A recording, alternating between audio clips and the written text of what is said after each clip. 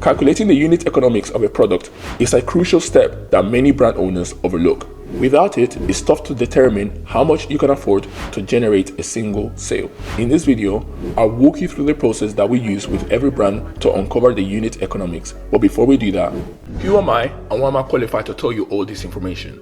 My name is Siradia and I'm the founder of IDMA, which is a growth consulting and management firm for e-commerce and direct-to-consumer brands. At IDMA, we simply help e-commerce brand owners scale their e-commerce brands to multiple 7 figures or 8 figures a year by implementing our growth infrastructure into their businesses and managing it on their behalf. In other words, we partner with brand owners and take care of the marketing and sales department within their business to make it inevitable for them not to achieve profitable, predictable, and sustainable growth with their brands.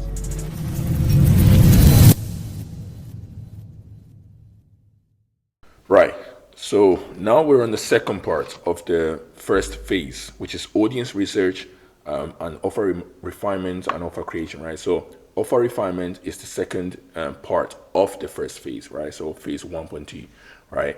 And in this phase, we're going to be working out we're going to be going through how to work out unit economics for your brand products, right? Create and simulate offers to see if they are economically viable, and 3, find out what the break-even ROAS and the break-even CPA of each offer is before we even launch it. Now, before we go into offer creation and refinement process, there are 2 mistakes that brand owners usually make.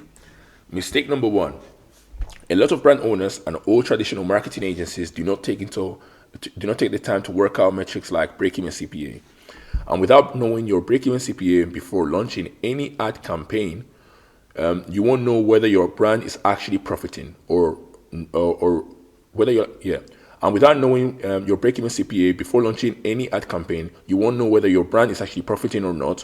And here's why: if you don't know what your break-even CPA is, then you might actually be spending more than you should to acquire a new customer. In other words, your profit margins or contribution margin will shrink or be non-existent. Right? So if you don't know what your break-even CPA is, you essentially could be spending more than you should, and unknowingly shrinking your contribution margin, essentially, right? And obviously that ties into profit.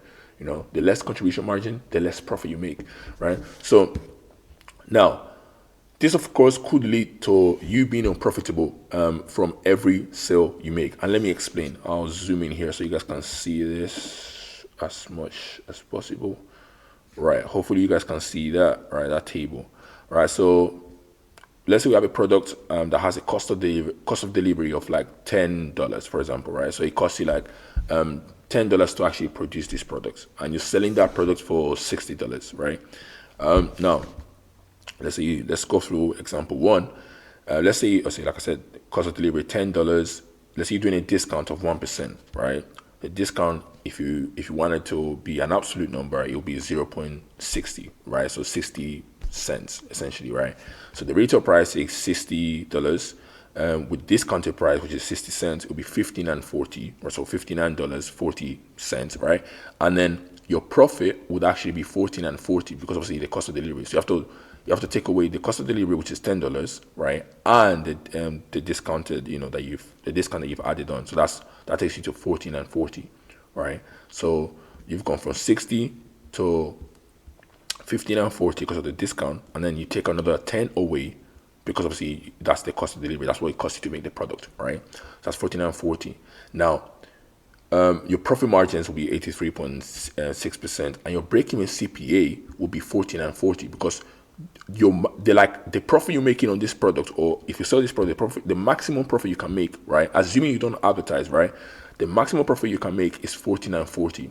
But if you are advertising, you have to keep in mind the fact that if you go over $14.40 to generate a sale, you're unprofitable. If you go over $14.40, which is the break-even CPA, if you go over this number, you're unprofitable because that's your whole margin gone. So if you don't work out what your break-even CPA is in advance before you start advertising, you could be spending more than you should to generate a sale. If you go and advertise now and you spend $50 to generate a sale, yeah, cool, you got a sale, but you're not making any money because you've gone above your break-even CPA. So it's very important for you to know your break-even CPA before you start advertising. And this is a very simple way to obviously to go through it. Obviously, we have a more complex, kind of like automated way to do this. But as I said, this is just a quick thing that I just put together just for this video, right? For this training, right? So you can just create this table and actually use something similar to this. It doesn't have to be exactly like this, but you can just use something similar to this to work out your numbers. If it's easier for you to use like a pen and paper, right? You can do that. You don't have to do a spreadsheet, right? It's up to you, right? But we use a spreadsheet. We use like something that's more complex, right? It does it automatically, right? But this is just something simple that I just wanted to put together for this training specifically, right? So the point is, you can be spending more than 49.40 to generate a sale because you have no margin at that point, right? So it's very important to know your break-even CPA. So key takeaway, you have to make sure you are not spending more than your break-even CPA to acquire customers, right? Let's zoom out. Let's zoom back out. Now, moving on. Mistake number 2. A lot of brand owners and old traditional marketing agencies do not take the time to work out the break-even ROAS. If they don't know their break-even, I made a mistake here. Hold on. Nope. Capital letters. Damn. There we go. If they don't know their break-even ROAS, when they actually launch your ad campaign, they will not know whether they're making you money or not. Let me explain. Break-even ROAS, return on ad spend, is ROAS for return on ad spend, is the key metric used in digital marketing and advertising to determine the minimum ROAS a business needs to achieve to cover its costs. In simpler terms, the break-even ROAS tells you the point at which your revenue from advertising equals your advertising expenses, meaning you're not making profit, but you're also not losing money. So, in other words, break-even ROAS is the minimum amount of ROAS you should get on an ad campaign. If you get less than the minimum amount of ROAS, you're losing money. Same, you can't go above your break-even CPA, but you can't go below your break-even ROAS either, right? So otherwise, you're gonna be unprofitable, right? The break-even ROAS is the amount of money that you make where you don't lose any money, but you don't make any money. So you have to be above that to make money. You have to be above the break-even ROAS to make money. You have to be below the break-even CPA and above break-even ROAS, right? But a lot of brand owners don't know what the break-even ROAS is. When they launch a product or they advertise a product, they don't know what the break-even ROAS is. So they don't have any benchmarks. They don't have any goal or objective in mind. They just launch ads and try and get sales, right? Without any objective in mind, right? So you have to know what your break-even ROAS is. So yeah, profit margin percentage equals profit over final price that the product is being sold at times 100, right? Break-even ROAS, yeah, 1 profit margin. So cool. Let's go through this example quickly so you can see. Let me zoom in quickly. So obviously, to work out what your break-even ROAS is, you have to just like divide 1 by the profit margin percentage, right? And the profit margin percentage in this example for the first product, right, 83.16%, right, 83.16%, right. You divide 1 by that, and then you get 1.202 as your break-even ROAS. So any advertising campaign when you're advertising this product specifically, right, this SKU, right, you have to get above a 1.2 ROAS. Essentially, you have to get above a 1.2. Otherwise, you're losing money. So when you launch the ad, you should be looking at the ROAS, thinking, this has to be higher than this number. Otherwise, I'm losing money. I'm not making, even if I'm getting sales, I'm not making any money. If I go below this, right? Now, let's continue. Let's zoom out. I think that's very simple. So you need to know what your break-even ROAS is and know what your break-even CPA is. I think that's quite simple now, right? Let's go back. So, and I'll go through an example of why it could be dangerous to know your break-even ROAS right now. Right. So acquired ROAS focuses specifically on the return generated from a particular advertising campaign or set of campaigns. Acquired ROAS equals revenue from ad campaign divided by cost of ad campaign, obviously, right? This metric helps in understanding the effectiveness of a specific advertising effort. Let's say, for example, you have a break-even ROAS of 1.5, right? That's what your break-even ROAS is. So, as I said, with your break-even ROAS, you want to be above the break-even ROAS. You don't want to be below break-even ROAS, right? So let's say for this example, right, very simple example. Let me zoom in. Let's say for this example, your break-even ROAS is 1.5. So that means you have to, when you advertise this product, you have to be above 1.5. Otherwise, you're losing money. So the mistake people make and this is why you have to understand what your marginal ROAS is as well, not just what you're actually getting overall. You have to know what your marginal ROAS is, and very few brands actually do this, right? It's shocking to me. So let's go through this example. So break-even ROAS is 1.5, right? And that's the line, right? You might be spending $1,000 and getting $2,500 back, right? And that's the 2.5 acquired ROAS, right? Then you spend 2,000, you get 4,800 back. That's 2.4, right?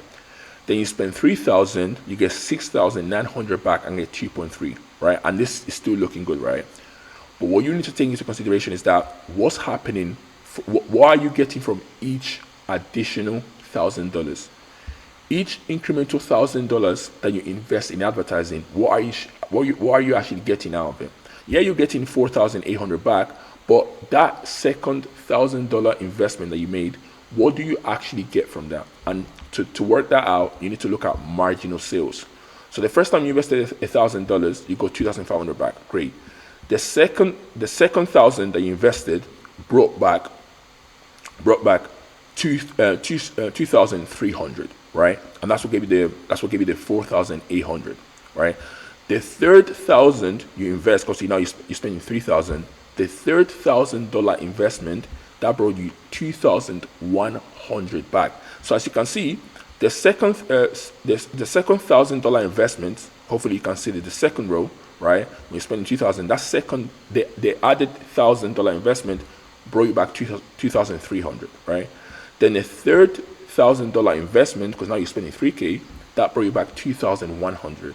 Then the fourth brought you 1.9, and then the fifth, because obviously now you're spending 5K, right? Hopefully you can see my screen right now. So now you're spending 5K. That fifth $1,000 investment, that 1,000 extra dollars that you invested, brought you 1.7. Now this is the dangerous thing if you're not careful, right?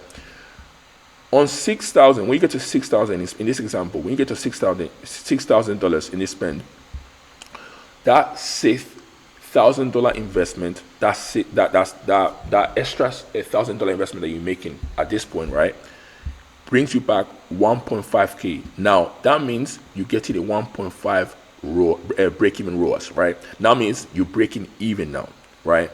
But if you're just looking at your overall campaign acquired ROAS, you see a 2. Why? Because you spent 6,000 and technically got 12,000 back. But what you need to pay attention to is the fact that your marginal sales are 1,500, meaning that last $1,000 investment that you made into the ad account, that last $1,000 investment brought you back 1,500. A lot of brand owners miss this. You spend 6,000 and you get 12,000 back and think, yeah, I'm profitable. That's a 2x ROAS. That's great. No. How many marginal sales did you actually generate from that extra $1,000 investment? And that's what the marginal sales is. You have to keep an eye on this, right? Because this was going to tell you how much each extra additional or each additional dollar brings you back. How much each extra $1,000 bring you back. So I'm going to go through this again, right? So you spend 1,000, you get 2,500 back as a 2.5 acquired ROAS, right? Then you spend 2,000, you get 4.8 back, right? And that's a 2.4 acquired ROAS. Then you spend 3,000, get 6,900 back, and that's a 2.3 acquired ROAS. But what's going on is that each $1,000 investment you make brings you a lower and lower return, right? So pay attention to this. So obviously the first time you invested, you got 2.5K back. Then the second $1,000 investment, that second 1,000 brought you back 2.3K in dollars, right? Then the third 1,000 you decide to invest brought you back 2.1K. Hopefully you can see the screen right now, right? Then the fourth $1,000 investment brought you 1.9K, right? So as you can see, the more money you invest, the less money it gets returned back to you. So you need to keep an eye on this, because the moment you hit one, obviously in this example, the moment you get to 1.5K return, you are break-even ROAS. That's a 1.5, break-even ROAS, right? You're hitting your break-even ROAS is 1.5. So the moment your marginal ROAS gets to 1.5, you breaking even. So any additional $1,000 that brings you a lower return than 1.5k in this example is unprofitable. You're not making any more money. You're losing money. In fact, every dollar you spend at that point loses you money. Do you know what I'm saying? So you have to keep an eye on this. A lot of brand owners miss this, right? They just think, oh yeah, we're getting a 2x acquired ROAS, overall ROAS. No, you have to pay attention to the marginal ROAS, right? What's actually happening from each $1,000 investment that we make, right? Because every dollar is not spent equal, right? Every dollar is different, right? So you have to pay attention to this, and this is why it's very important to know your break-even ROAS. Because if you don't know your break-even ROAS, you won't know at what point it makes sense to stop spending and move on to a different platform. Or, as I said earlier, it's okay to carry on spending if you have good business numbers. But my advice is just be profitable on the front end, right? Obviously, there's some brands that might break even in the front end, right, and make all the profit on the back end. But my advice is, in general, just try and be profitable on the front end, right? It just makes things easier, to be honest with you, right? Of course, you can still have bad numbers in the front end if you have good business numbers in the back end that's still profitable, right? Because obviously, this is what the ad account is telling you, right? I mean, that account will tell you the marginal ROAS, but that account will tell you the acquired ROAS. So even if this looks bad, you can still make money if you have good business numbers. But the point is, my advice is still stay profitable on the front end. It's just easier, honestly, right? So the point is, keep an eye on, you have to know your break-even ROAS so that you can keep an eye on your marginal ROAS and see if it's going below your break-even ROAS, right? So hopefully that's making sense. Every $1,000 or every dollar you spend is not spent equal, right? As you scale, and you're gonna get, as we spoke about earlier, you're gonna get diminishing returns. So you have to keep an eye on the marginal ROAS of your ad campaigns, right? You have to keep an eye on this because you could be spending money to lose money if you're not careful, right? Now, the marginal ROAS of an ad campaign has to be higher than the break-even ROAS. Let me zoom out, as I just said, right? So the marginal ROAS on an ad campaign has to be higher than the break-even ROAS. If it's not, you're losing money, regardless of what the acquired ROAS may be. As I just said, it doesn't matter what the acquired ROAS is. If your marginal ROAS is below break-even, you're losing money, right? So you need to keep an eye on that. 99% of brand owners and traditional marketing agencies don't even consider this before they begin advertising. Missing these two steps could be the reason why brand owners aren't able to scale their bottom line revenue as fast as they should be, even with a high acquired ROAS on their advertising efforts. Key takeaway is that you have to make sure your marginal ROAS does not go below your break-even ROAS. If it goes below your break-even ROAS, you're losing money. Cool. Let's move on. Phase 1.21. Okay, cool. Let's actually go into offer refinement. With all that being said, on the second part of phase one. So we're still on phase one, by the way. We have audience research and offer refinement or offer creation, right? So this is still part of phase one, right? This is the second part of phase one, right? We simply work out your numbers and your unit economics. So we have lifetime contribution margin. So let's say that's per your average customer, average order value, average purchase frequency, and then total cost of delivery, which is obviously we use this kind of table. We use a different one again, but you can use something like this. You can use something like a small table. Let me zoom in so you guys can see. Again, if you guys want access to this document, just DM the Instagram page, the word resource, DM resource, and then a team member will be able to send this over to you, and you can have access to everything I'm going through right now, and you can go through it on your own time again and stuff like that, right? So so let me zoom in quickly so you guys can see this small table, right? As I said, we have a different table where all of this is given to us. All of this is automated, right? So we just ask the brand owner for the numbers, we put the numbers in, and we automatically just calculates it. But you don't need something like that. Again, you can do this by pen and paper if you want to, or you can use a spreadsheet, saying to you, and you can break down each cost, right, that of your product or shipping materials and all of that, all the costs associated with creating your product and delivering it to a customer. You can break it down on a spreadsheet like this, right? So you need a cost of goods sold, pick and pack fees, shipping materials and packaging, shipping, transaction payment fees. Because that's another thing people forget. Like if you using Stripe or PayPal to collect payments, then they also have a fee. So every transaction you make, you actually have a cost associated with that as well. So you need to factor that into your unit economics calculations, right?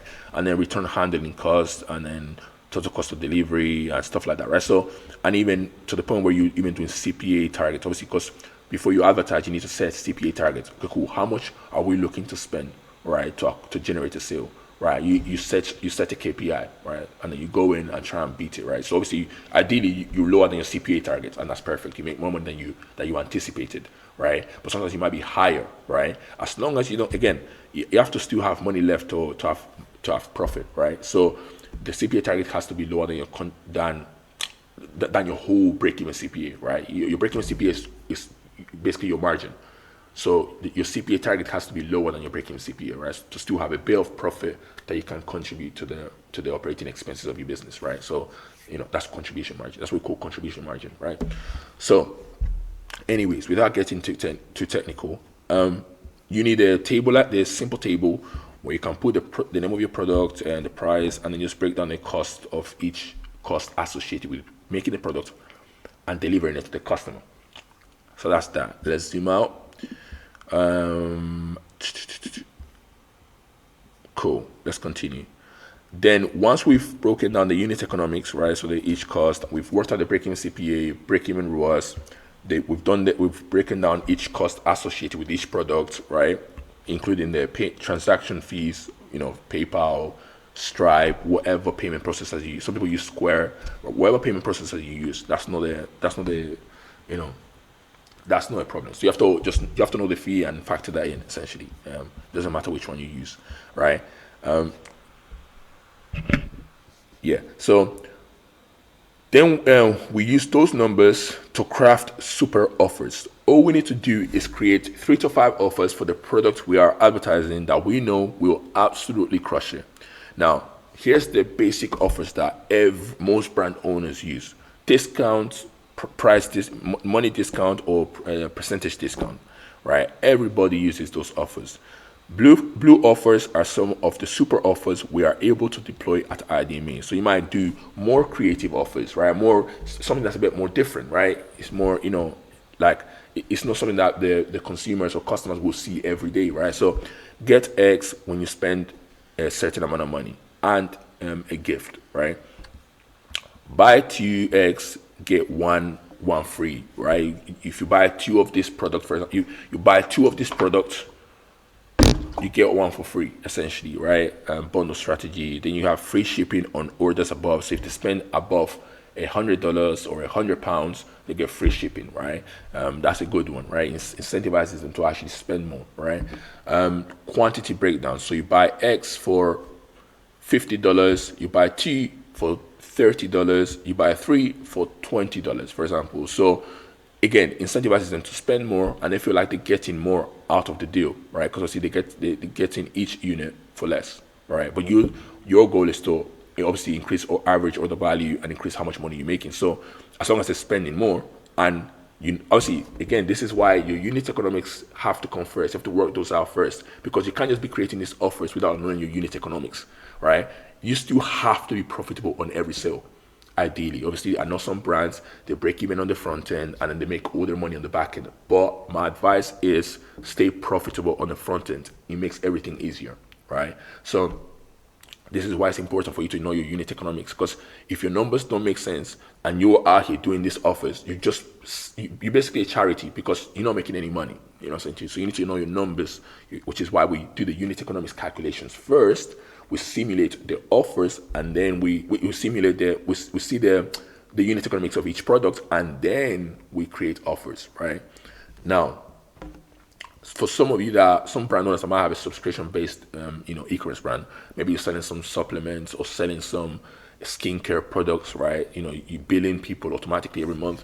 For you, you might just say, you know what, my goal is I'm playing a retention game. So I know once they try my products, they're gonna want to buy more. So for you, you might even go ahead and say, you know what, first order is free. We break even basically, and just pay for shipping. So the shipping should make you break even essentially. So even if the product is quote unquote free, the shipping cost should make you break even, right? So, and your goal is to, once they try that product, they actually want to buy again, right? And then you retain them. So now your profit is made on the back end. Like I said, some brands are like that.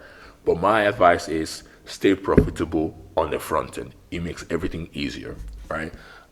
Now, green offer. You can only do that if you have a really high, like I said, lifetime contribution margin, which is why we need to work out your unit, your work out your numbers first. You have to at least break even with shipping costs. That's what I just said, to prevent loss.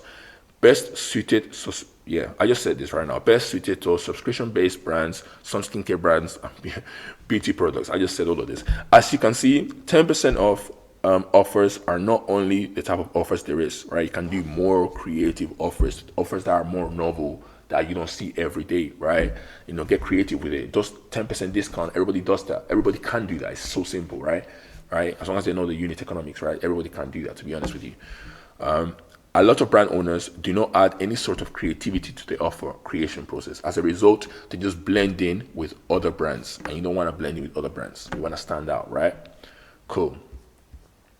Now, once we have offers, we must simulate them and work out your break-even ROAS and break-even CPA for each offer, right? So you work at the unit economics, so you work at your numbers, right? Each cost associated with your product, right?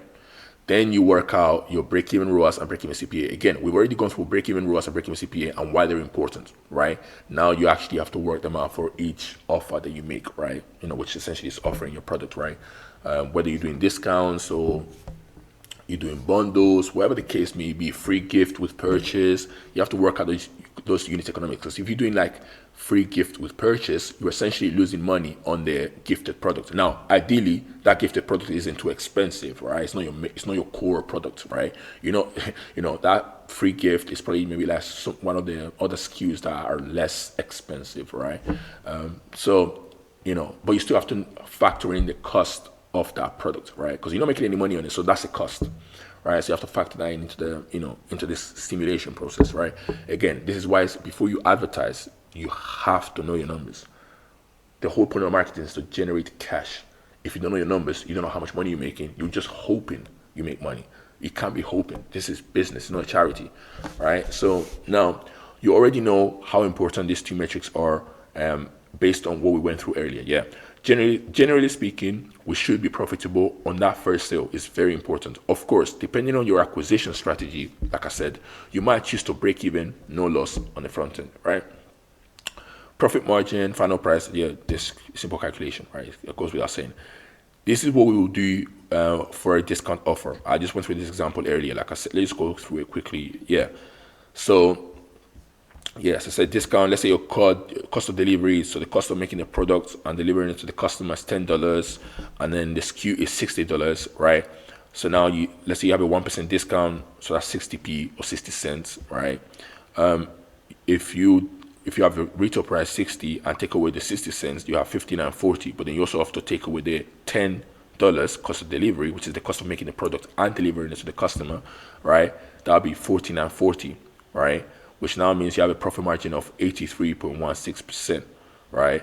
And your break-even CPA is 49.40, right? So that's the maximum amount of money that you can spend to generate a sale, right? And if you spend 49.40, you break even. You don't make any money, you don't lose any money. But what's the point? You're wasting time, right? So your CPA has to be below break-even CPA, right? And then as for break-even ROAS, you have to be above 1.2. Otherwise, you're losing money. If you have a break-even ROAS of 1.202, you're not profitable, you're breaking even, you're making no money. So the goal is to have a break-even CPA that's lower than this and make sure it's higher than 1.2. Obviously, it will be higher than 1.2 if it's lower than this, right? But you have to have a break-even ROAS that's higher than this, right?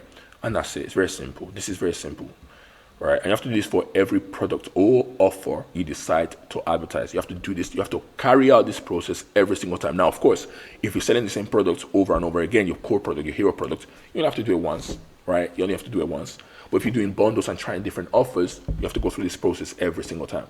Otherwise, you're just gambling and hoping for the best. You cannot be hoping for the best. This is business, not a charity, right? So let's continue. These two metrics, break-even ROAS and break-even CPA, are essential for the creation of offers that are economically viable. Your offers have to be economically viable. They have to be economically viable. I'm assuming, as an e-commerce brand, in most cases, you're trying to make cash. This is not a charity, right? Remember, traditional marketing agencies make the mistake of not working out those two metrics, which could make you unprofitable after every sale, right? If you're not careful. Traditional marketing agencies are incentivized to increase your top line revenue, not your bottom line revenue. I'm going to say that again. Traditional marketing agencies are incentivized to increase your top line revenue, not your bottom line revenue.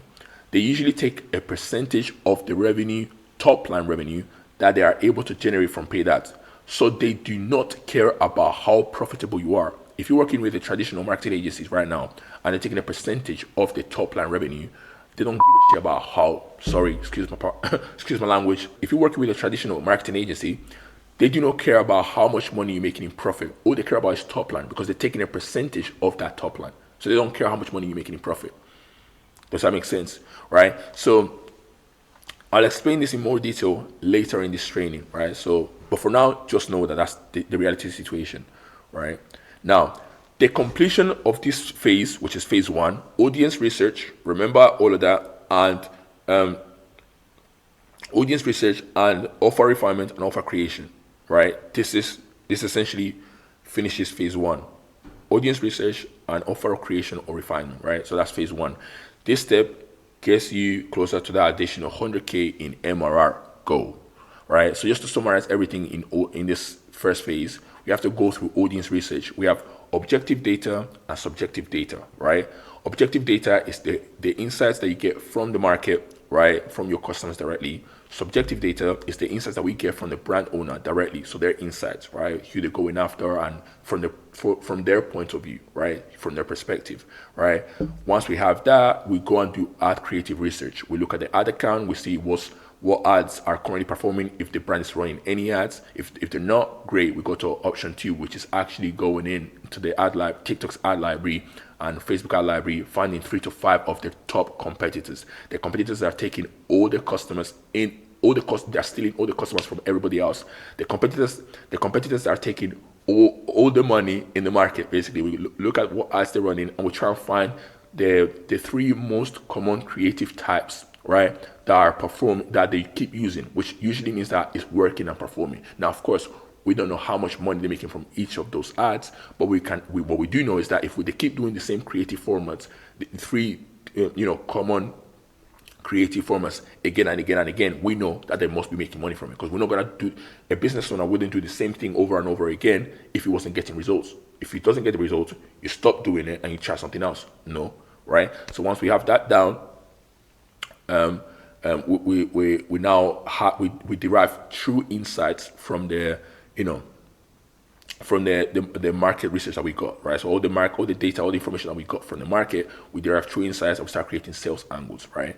Now, before we advertise, we have to actually know, like I said, why we do all of this, which is why we went through the whole process of, mass market desire and ad concept, market awareness level, sophistication level. We went through all of that, right? That's to explain why we do all of that. Once we do all the market research, we derive true insights and we have sales angles. We have to work out what your unit economics are. We have to know your business numbers, which is the offer refinement and / offer creation, part of this process, right? And once we have your numbers, we start creating offers and then we simulate them before we advertise, right? And now, and only now, we can actually move into promotion and advertising. But we have to do the audience research, work out your numbers, simulate, create offers, and simulate these offers to make sure that they're actually good offers and that they are economically viable. Now we can move into advertising and promotion, right? So let's go to it. That's the end of this phase. Let's go to phase 2 now, right? Cool. And this brings us to the end of the video. I really hope you enjoyed it. If you're looking for free specific help with your digital marketing efforts, feel free to book a free consultation call with us. To do that, all you need to do is click the first link in the description of this video, choose a date, and fill in a short questionnaire about your business. An IDMA growth consultant will get on a call with you to give you advice and actionable steps to solve any specific digital marketing problem you're currently facing with your e-commerce brand. Now, full disclosure, at the end of the consultation call, if our growth consultants determine that your brand meets our required standards, then we might consider a partnership with you. At IDMA, we do not consider a partnership with every brand owner. In fact, we only partner with brand owners that are in a position to rapidly scale their brands with the help of our growth team. With that being said, book a consultation with us to get free specific help with your digital marketing efforts. Thank you for watching this video. Take care.